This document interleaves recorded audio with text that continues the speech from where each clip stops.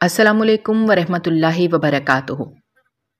सास रोज़ाना ही मेरे शौहर को अपने कमरे में सुलाती और नंद को मेरे कमरे में सोने के लिए भेज देती। आधी रात को देखती तो नंद में मेरे कमरे से गायब हो जाती। एक रात जब नंद कमरे से निकली तो मैं भी उसके पीछे निकल गई और फिर ये देखकर हैरान रह गई कि मेरा शौहर और नंद दोनों चुपके से उठे और घर से बाहर निकल गए। मैं भी चुपके से उनके पीछे पीछे चलने लगी। ये देखकर मेरे सर पर आसमान ही गिर पड़ा कि वो दोनों तो एक। मेरा शौहर फिजान कमरे में आया तो मैं शर्मा कर खुद में सिमट गई। शादी की पहली रात थी, दिल बड़ी तेजी से धड़क रहा था। मुझे अपने आप में बहुत ज़्यादा शर्म आ रही थी। मैंने शादीशुदा ज़िंदगी के बारे में थोड़ी बहुत बातें सुन रखी थी, इसलिए अब मैं फैज़ान की कुर्बत के बारे में सोचकर बहुत ज़्यादा घबरा रही थी कि न जाने आज की रात क्या होगा, मेरा शौहर मेरे साथ किस तरह पेश आएगा, हमारी इज़्दिवाजी ज़िंदगी कैसे शुरू होगी। फैज़ान मेरे करीब आकर बैठा और मेरा घूंघट उठाया।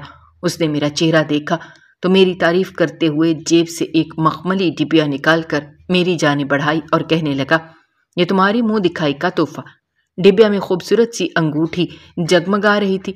मैंने फैज़ान की तरफ हाथ बढ़ाया तो वो मुझे अंगूठी पहना सके, लेकिन इससे पहले ही अजीब सा शोर उठने लगा। फैज़ान घबरा कर उठकर खड़ा हो गया और फिर भागता हुआ कमरे से निकल गया। मैं भी बुरी तरह खौफजदा हो गई थी, इसलिए मैं भी उसके पीछे पीछे कमरे से निकली और ये देखकर मेरे होश उड़ गए कि मेरी सास फर्श पर बेहोश पड़ी थी और फैज़ान अपनी माँ पर झुका हुआ उसे होश में लाने की कोशिश कर रहा था।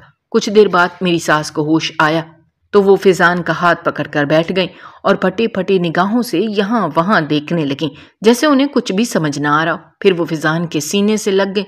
फैज़ान ने उनको कमरे में पहुंचाया, लेकिन उन्होंने फैज़ान का हाथ न छोड़ा। कहने लगी, मुझे बहुत डर लग रहा है, आज की रात मेरे पास सो जाओ। फैज़ान ने जी अम्मा कहकर अपनी माँ के पास चारपाई पर टिक कर बैठ गया और मैं खामोश सी खड़ी रह गई।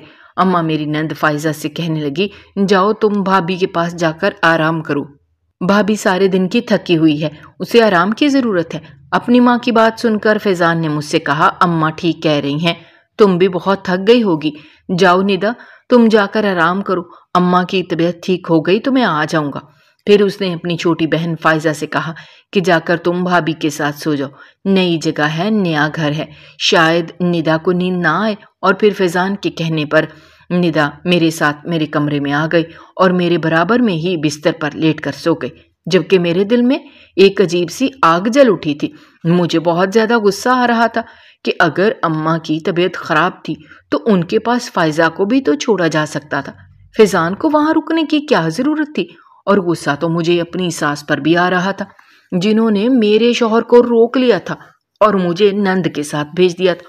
मेरा दिल पूरी तरह बदगुमान हो रहा था। मुझे तो पहले ही मेरी बहनों ने कहा था कि ये सासें शौहर को बीवी से दूर करने के लिए बड़े हरबे आजमाती हैं, लेकिन ये मालूम नहीं था कि मेरी सास पहली रात ही कोई ऐसी हरकत करेगी।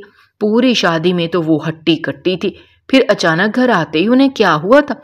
मैं अभी भी दुल्हनों वाले जोड़े में मौजूद थी।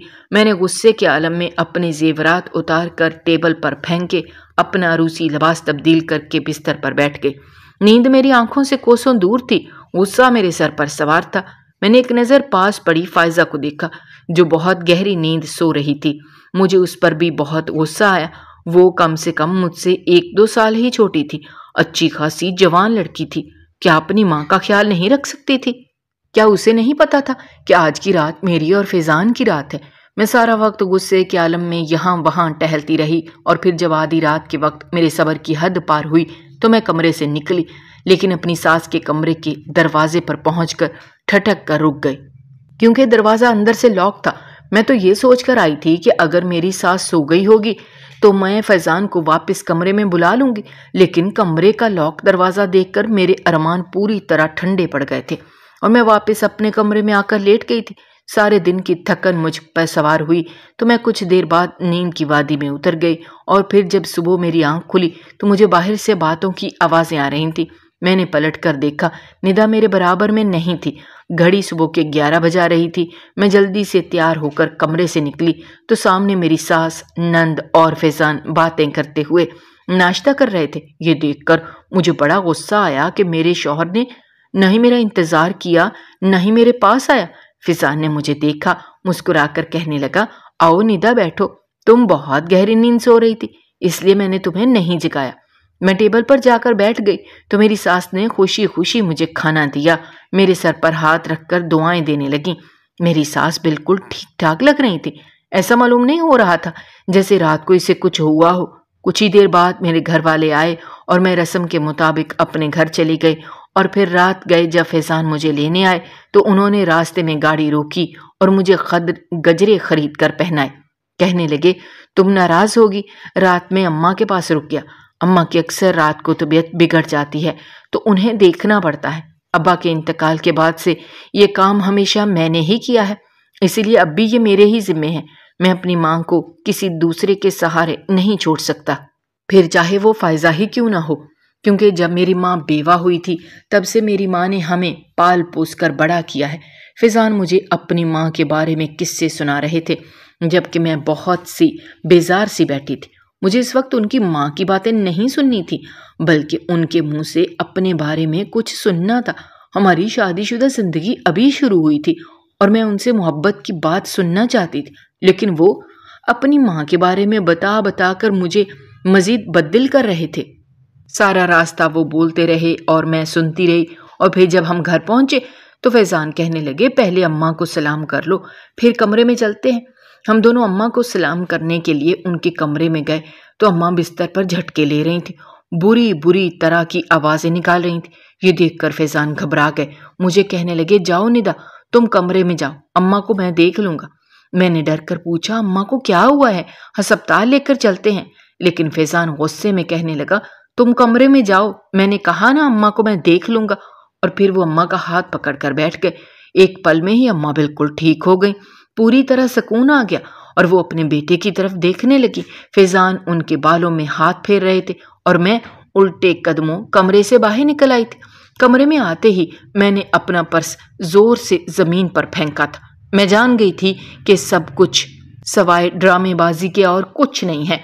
अगर उन्हें इतना ही कुछ हो रहा था तो फैजान के हाथ पकड़ते ही वो कैसे सीधी हो गई। फैजान के रवैये ने भी मुझे दिल बर्दाश्त कर दिया था।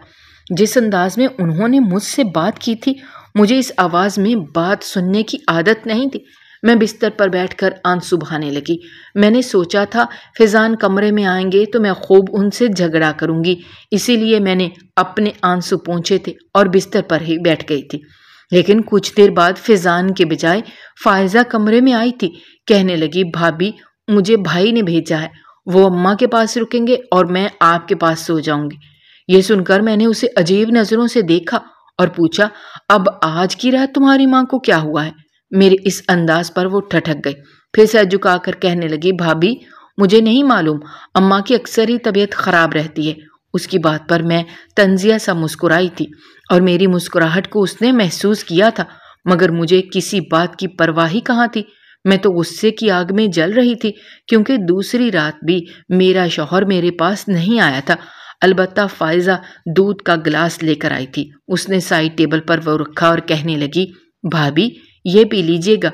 कुछ देर बाद वो मेरे बराबर में लेटी सो रही थी और मैंने आहिस्ता आहिस्ता दूध का गिलास पी लिया। मुझे समझ नहीं आ रहा था कि ये सब क्या हो रहा है। क्या मेरी सास सच में बीमार थी या ये कोई ड्रामेबाजी थी? यही सोचते सोचते मैं आंखें बंद करके लेट गई और फिर आधी रात के वक्त मैंने अपनी नंद को नींद में से उठकर कमरे से बाहर जाते देखा था। पहले तो मैं सोचा कि उसे आवाज़ देकर पूछूं कि कहाँ जा रही हो, लेकिन फिर मैंने खुद ही सोचा, अच्छा है अपने कमरे में दफा हो जाए, मेरी पहरेदारी करने की इसे क्या ज़रूरत थी? मैं तो खुद इससे जान छुड़वाना चाहती थी। उसके जाने के बाद मैं सुकून की नींद सो गई और अगली सुबह मैंने फैजान से बात भी नहीं की थी। फैजान ने मेरा बदला हुआ रवैया देखा तो मुझे समझाने लगे कि मेरी माँ की तबीयत खराब रहती है। मैं इस तरह इतनी जल्दी अगर उनकी खिदमत करना छोड़ दूंगा या फिर उनसे मुंह फेरूंगा तो उन्हें क्या लगेगा कि बेटा शादी के बाद बदल गया है। मैंने फैजान का हाथ झटक दिया जो उन्होंने मेरे कंधे पर रखा था। मैंने गुस्से में कहा, आप जाएं और अपनी माँ की खिदमत करें, आपको बीवी से क्या लेना देना? शादी के 2 दिन गुजरने के बावजूद भी आपने मेरे साथ 2 पल सुकून के नहीं गुजारे, ना कोई मोहब्बत भरी बात की, ना कोई रिश्ता बनाया। ऐसी शादी का क्या फायदा था? अगर आपको अपनी माँ के साथ ही रहना था तो फिर मुझे रुखसत करवा कर लाने की क्या जरूरत थी? کبھی کبھی تو مجھے لگتا جیسے آپ نے زبردستی یہ شادی کی ہو اور اب میں مجھ سے جان چھڑانے کے لیے یہ سارے حربے آزما رہے ہوں۔ میری بات سن کر میرے شوہر نے مجھے شانوں سے جکڑا اور کہنے لگے، ہرگز بھی ایسی کوئی بات نہیں ہے، میں تمہیں اپنی پسند سے لایا ہوں۔ جب اماں نے پہلی بار تمہاری تصویر مجھے دکھائی تھی تب مجھے تم سے محبت ہو گئی تھی، بس حالات کی وجہ سے مجبور ہو کر تم سے دور ہوں، ورنہ دل تو میرا بھی چاہتا ہے کہ سب کچھ چھوڑ کر تمہارے پاس آ جاؤں، لیکن کیا کروں، میری ماں میری پہلی ذمہ داری ہے۔ میرے ماتھے پر اب لب رکھتے فیضان کمرے سے نکل گئے تھے اور ان کی اس حرکت پر میں شرما کر اپنے آپ میں سمٹ گئی تھی۔ سارا دن کہاں گزرا پھر پتہ ہی نہیں چلا۔ میں ویسے تو زیادہ تر اپنے کمرے میں ہی رہتی تھی، لیکن فون پر اپنی بہنوں سے بات چیت میں لگی رہتی تھی، اسی لیے وقت گزرنے کا پتہ نہیں چلتا تھا۔ میں نے اپنی بہنوں کو اپنی ساس کے بارے میں بتایا تھا۔ ان سب کا یہی کہنا تھا کہ اپنے بیٹے کو تم سے دور رکھنے کے لیے وہ یہ سارے ڈرامے کر رہی ہیں، تمہیں خود اپنے شوہر کو قابو میں کرنا ہوگا۔ میری بہنوں نے مجھے سمجھایا تھا کہ شوہر سے لڑنے جھگڑنے کی ضرورت نہیں ہے، بلکہ پیار محبت سے اسے مجبور کرو کہ وہ تمہیں وقت دے اور اپنی ماں کو بھول جائے۔ میری شادی شدہ بہنیں مجھے ایک ایک طریقہ سکھا رہی تھیں اور میں ان سے بہت کچھ سیکھتی چلی جا رہی تھی۔ پھر جب رات ہوئی اور فیضان کمرے میں آئے تو میں خوب تیار ہوئی اور میں نے ان کا ہاتھ پکڑ لیا اور کہا، فیضان، آج کی رات آپ میرے ساتھ ہی گزاریں گے۔ ہماری شادی کے بعد یہ تیسری رات ہے اور اب تک ہم ایک دوسرے سے دور ہیں، آخر ایسا کب تک چلے گا؟ فیضان نے مجھے اپنے سینے سے لگایا اور کہنے لگے، میں خود بھی تمہارے ساتھ وقت گزارنا چاہتا ہوں۔ اس رشتے کو لے کر میرے بھی بہت سارے ارمان ہیں، لیکن مجبوریوں نے مجھے باندھ رکھا ہے۔ پھر دھیرے سے انہوں نے میرا ہاتھ پکڑا اور کہنے لگے، تم بہت ہی اچھی ہو، میری ساری زندگی تمہارے ساتھ گزارنا چاہتا ہوں۔ فیضان دھیرے دھیرے اپنی محبت کا اظہار کر رہے تھے۔ اس سے پہلے کہ ہم دونوں ایک دوسرے کی قربت میں پگھل جاتے، ایک دفعہ پھر ان کی ماں کی چیخوں کا سلسلہ شروع ہو گیا اور فیضان مجھے چھوڑ کر اس طرح باہر بھاگے تھے جیسے میرا وجود ان کے سامنے موجود ہی نہ ہو۔ میرا دل پھر سے بری طرح سلگ اٹھا تھا اور میں نے نفرت سے تکیہ اٹھا کر زمین پر پھینکا تھا۔ میں جان گئی تھی کہ میری ساس کبھی مجھے اور میرے شوہر کو ایک نہیں ہونے دے گی۔ میں غصے کے عالم میں اپنے شوہر کے پیچھے اپنی ساس کے کمرے میں گئی تھی۔ وہ اپنے بستر پر پڑی تھی، فیضان ان کے سرہانے بیٹھا تھا۔ مجھے دیکھتے ہی وہ بڑی مجبوری سے کہنے لگا، ندا، تم آرام کرو، میں تھوڑی دیر بعد آ جاؤں گا۔ لیکن میں اچھی طرح جانتی تھی کہ صبح سے پہلے وہ واپس نہیں لوٹیں گے، اس لیے میں بھی پاؤں پٹکتے ہوئے اپنے کمرے میں آ گئی تھی۔ کچھ دیر بعد میری نند میرے پاس آ کر سو گئی تھی اور پھر مجھے بھی نیند لگ گئی۔ لیکن آدھی رات کو جب نند کمرے سے باہر نکلی تو میری آنکھ کھل گئی۔ میں سوچنے لگی کہ یہ آدھی رات کو اٹھ کر کہاں جاتی ہے؟ ایسا تو نہیں ہے کہ اس کا کسی کے ساتھ کوئی چکر چل رہا ہے، ماں بیٹے کو پاگل بنانے میں لگی ہے اور پیچھے سے بیٹی کوئی گل کھلا رہی ہے۔ یہ خیال آیا تو میں بھی چپکے اپنی نند کے پیچھے کمرے سے نکلی تاکہ دیکھوں تو وہ کہاں جاتی ہے، اور پھر میں یہ دیکھ کر حیران رہ گئی کہ وہ ساس کے کمرے کے دروازے کے پاس جا کر رک گئی تھی۔ 2 منٹ بعد اندر سے فیضان باہر آ گیا اور پھر وہ دونوں بہن بھائی دبے قدموں گھر سے باہر نکلتے چلے گئے تھے۔ یہ منظر دیکھ کر میں بالکل ہکا بکا رہ گئی تھی۔ مجھے سمجھ نہیں آیا کہ دونوں بہن بھائی رات کے اندھیرے میں کہاں جا رہے ہیں۔ میں نے ہلکا سا کمرے کا دروازہ کھول کر دیکھا تو میری ساس گہری نیند سو رہی تھی۔ مجھے اور تو کچھ سمجھ نہ آیا، میں خاموشی سے دبے پاؤں ان دونوں کے پیچھے پیچھے گھر سے نکل گئی۔ وہ دونوں مجھ سے کافی فاصلے پر تھے۔ ڈر بھی بہت لگ رہا تھا کیونکہ رات کے تقریباً 2 بج رہے تھے، لیکن میں پھر بھی ان کے پیچھے پیچھے چل رہی تھی کہ پتہ تو چلے کیا معاملہ کیا ہے۔ اور پھر یہ دیکھ کر میرے ہوش اڑ گئے کہ وہ دونوں ایک قبرستان میں داخل ہوئے، اور پھر رات کے اس پہر میرے لیے قبرستان میں داخل ہونا بہت ہی مشکل تھا، لیکن پھر بھی میں ان کے پیچھے پیچھے چلتی چلی گئی اور میں نے دیکھا کہ قبرستان کے کونے پر ایک چھوٹا سا کمرہ بنا تھا اور وہ اس کے اندر چلے گئے تھے۔ میں بھی اس کمرے کے دروازے تک پہنچی۔ دروازہ کھلا ہوا تھا اور اندر کا منظر مجھے واضح نظر آ رہا تھا۔ میرا شوہر اور نند دونوں ایک بزرگ کے سامنے بیٹھے تھے اور وہ بزرگ کچھ پڑھائی کر رہے تھے۔ کافی دیر تک میں دیکھتی رہی، لیکن یہ منظر مجھے کچھ سمجھ نہ آیا۔ آدھی رات کو ان دونوں کا یہاں آنا اور ایک بزرگ کے سامنے پیش ہو جانا، آخر یہ کیا معاملہ تھا؟ کیوں اب تک میرا شوہر مجھ سے دور تھا؟ اور میری ساس کو کیا بیماری تھی؟ میں نے تو اتنے عرصے میں کبھی اپنی ساس کو کوئی دوا کھاتے بھی نہیں دیکھا تھا، اور نہ ہی میرا شوہر انہیں کسی ڈاکٹر کے پاس لے کر جاتا تھا۔ ہر بات میری سمجھ سے باہر تھی۔ اس سے پہلے کہ میں وہاں سے واپس پلٹتی، اس بزرگ کی نظر مجھ پر پڑ گئی اور انہوں نے مجھے اندر بلایا۔ میرے شوہر نے بھی مجھے دیکھ لیا تھا اور وہ ہکا بکا رہ گئے تھے۔ پھر غصے میں کہنے لگے، ندا تم یہاں کیا کر رہی ہو؟ کیا تم نے ہمارا پیچھا کیا ہے؟ میں سر جھکا گئی اور میں نے اپنی غلطی قبول کر لی۔ میں نے کہا، ہاں میں آپ کا پیچھا کر کے یہاں تک پہنچی ہوں۔ میں جاننا چاہتی تھی کہ فائزہ آدھی رات کو کس سے ملنے جاتی ہے، لیکن مجھے نہیں پتا تھا کہ وہ آپ کے ساتھ یہاں آتی ہوگی۔ آخر یہ سب کیا معاملہ ہے؟ اماں کو کیا بیماری ہے اور آپ لوگ یہاں کیا کر رہے ہیں؟ مجھے سب کچھ سچ سچ بتاؤ، کیوں نہیں دیتے؟ اور پھر میرے شوہر نے اسی بزرگ کے سامنے بتانا شروع کیا کہ وہ صرف 12 سال کے تھے جب ان کے والد کا انتقال ہو گیا۔ ان کی ماں نے بہت محبت سے پال پوس کر انہیں بڑا کیا، ان کی خاطر گھروں میں کام کاج کیا۔ ماں نے بہت اور انہیں اس قابل بنایا کہ وہ پڑھ لکھ کر انجینئر بن گئے اور ان کی اچھی نوکری لگ گئی۔ پھر انہیں اپنے دفتر کی ایک لڑکی سے محبت ہو گئی، اور جب یہ بات انہوں نے اپنی ماں کو بتائی تو ان کی ماں نے صاف انکار کر دیا کہ وہ ان کی پسند کی شادی نہیں کروائیں گی، وہ اپنی مرضی کی بہو لائیں گی۔ یہ سن کر فیضان کا دل تو بہت ٹوٹا تھا، لیکن وہ ماں کے خلاف نہیں جانا چاہتے تھے، اسی لیے خاموش ہو گئے۔ البتہ اس بات پر وہ حیران تھے کہ ان کی ماں نے نہ ہی اس لڑکی سے کوئی ملاقات کی تھی اور نہ ہی اس کے بارے میں کچھ جانا تھا۔ پھر انہوں نے فوراً انکار کیوں کیا تھا؟ پھر دھیرے دھیرے فیضان کی ماں نے ان کے لیے لڑکیاں تلاش کرنا شروع کی، اور جو بھی لڑکی وہ دیکھ کر آتی اس میں 1000 خامیاں نکالتی۔ کہیں ساری تصویریں ان کے ہاتھ میں ہوتی، لیکن انہیں ایک بھی پسند نہ آتی۔ اور پھر فیضان کو آہستہ آہستہ اس بات کا احساس ہونے لگا کہ ان کی ماں ان کی شادی نہیں کروانا چاہتی۔ فیضان سر جھکا کر کہنے لگا، دراصل میری ماں مجھے بانٹنا ہی نہیں چاہتی تھی۔ اس نے ساری زندگی مجھ پر اور فائزہ پر قربان کی تھی، اور اب وہ ان قربانیوں کا صلہ اس طرح چاہتی تھیں کہ ہم دونوں ساری زندگی بس اس کے ساتھ رہیں اور ان کی خدمت کرتے رہیں۔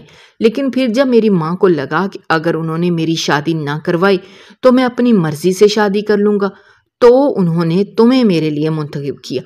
کیونکہ تم ایک غریب گھرانے سے تھی، تمہاری ساری بہنیں ہی بہنیں تھیں، بھائی کوئی نہیں تھا، ماں باپ بوڑھے ہو چکے تھے۔ ان کا خیال تھا کہ وہ تمہیں دبا کر رکھیں گی اور تم خاموشی سے رہ جاؤ گی۔